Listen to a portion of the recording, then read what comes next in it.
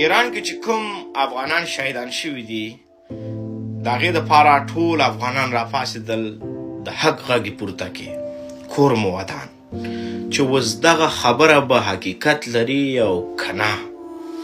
د ایران میډیا اوسه پورې هیڅ نه دي ویلي او دا کوم کسان چې شهیدان شوي دي وایي دا د ایران او د بلوچستان ترمنځ دي چې دا اوس پاکستانیان دي او که افغانیان دي.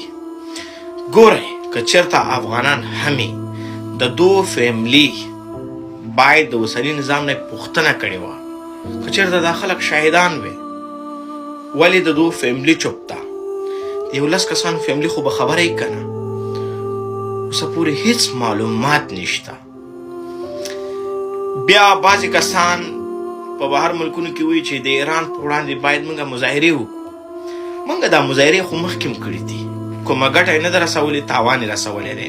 تاوان یې په دې باندې رسولی دی چې کله هم مظاهره شوې ده افغانان په یو بد نوم باندې په دغه مظاهره کې معرفي شوي دي او زمونږ افغانان په دې مظاهرو د وجې زندان ته لاړ دي او د زندان نه وروسته زیاتره ډیپورټ شوي افغانستان ته. ښه چې دا افغانستان ته ډیپورټ شي دو ته پلار پیسې راکس کړي د بل چا نه د دغې خلکو فیوچر خو تاسو تباه و برباد کړي. که چېرته تاسو همیشه مظاهره ترسره کوئ نو باید په یو ښه ډول سره ترسره کوئ، داسې نه چې ټیل ماټیلي ورونه واچوئ، شیشې ماتې کوئ او زموږ افغانان ورکې ډیپورټ شي.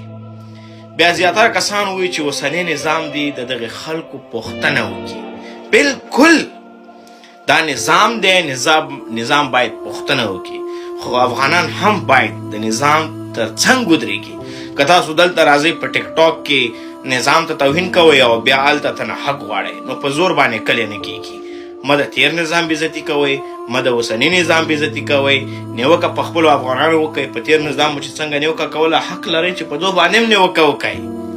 راشئ کله چې هم یو افغان سره ظلم کېږي پوښتنه د نظام نه وکئ چې دې کس سره ظلم شوی دا زمونږ په تاسو باندې حق ته پوښتنه.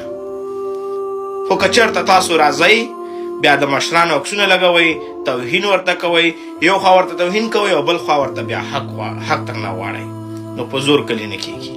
راځئ همیشه د خپلو افغانانو تر څنګ ودرېږو او حق ورته وغواړو، خو بیا د خپلو افغانانو باید سپکاوی هم ونه کړو. موږ افغانان ځکه تباه و برباد یو چې موږ